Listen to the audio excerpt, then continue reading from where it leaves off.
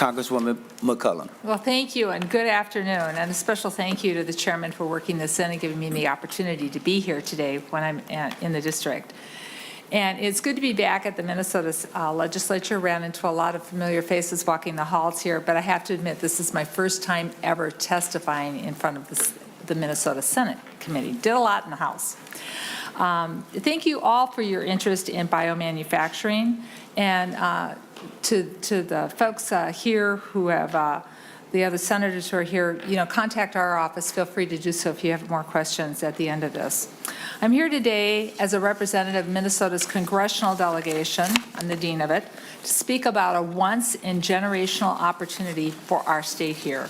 Since 2020, Minnesota's congressional delegation, Democrats and Republicans, have supported the development of a U.S. government-sponsored Manufacturing Innovation Institute that will drive the commercialization and job creation of the emerging biomanufacturing sector. Our effort resulted in the creation of BioMade, a national nonprofit leading network, business, academic institutions, researchers, and entrepreneurs. BioMade is focused on launching clean, green, biology-based manufacturing revolution and making the products of the future. BioMade is now based in Minnesota, and it is in the Majority Leaders District.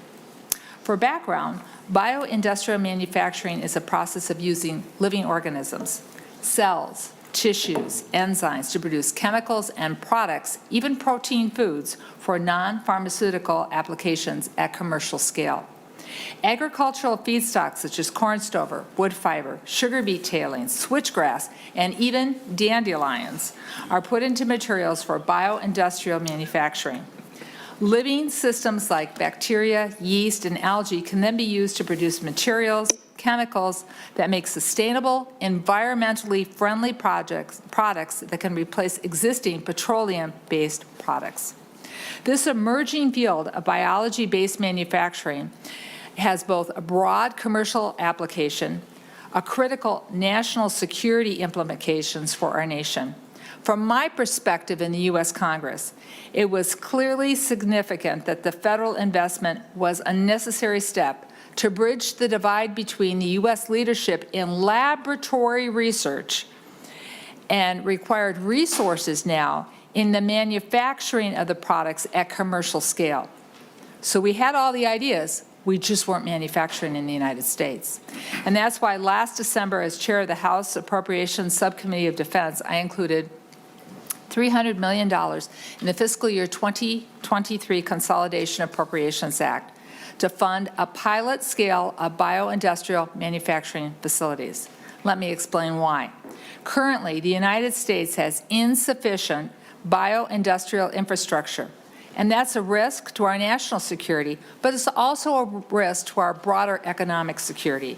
Europe, Asia, Mexico are now the destinations for U.S. companies seeking these pilot-scale facilities to advance their products towards commercial production. The U.S. is behind. We're way behind, and we must catch up. I'm here today because Minnesota has a major opportunity to take a lead in what will be the U.S. industrial biomanufacturing revolution. Using homegrown Minnesota agricultural products, the skilled Minnesota workforce, we can build a better alternative to petrochemicals and build a new manufacturing economy with biology, a cleaner, greener biomanufacturing economy to achieve our carbon reduction goals together. I want to thank Senator Putman for introducing Senate File 2598, a bill to match $100 million in federal funds that's on the table right now with $100 million in state funding. And make no mistake about it, other states are getting ready to do this right now. Senator Putman's bill will enable BioMade to create a biomanufacturing campus right here in Minnesota, making our state the epicenter of a movement to revolutionize manufacturing. His bill will create new markets for farmers, launch new manufacturing companies, create great quality jobs with a diverse workforce opportunities in urban, suburban, exurban, and rural communities all across the state. Make no mistake, I can't say this enough, there are other states who want these federal dollars, and the competition in Washington is fierce. Minnesota has an opportunity to be at the head of the table, not just at the table. Minnesota can lead the nation, but you will have to match these existing federal funds to embrace this moment to secure economic opportunity. I look forward to what biomanufacturing will create.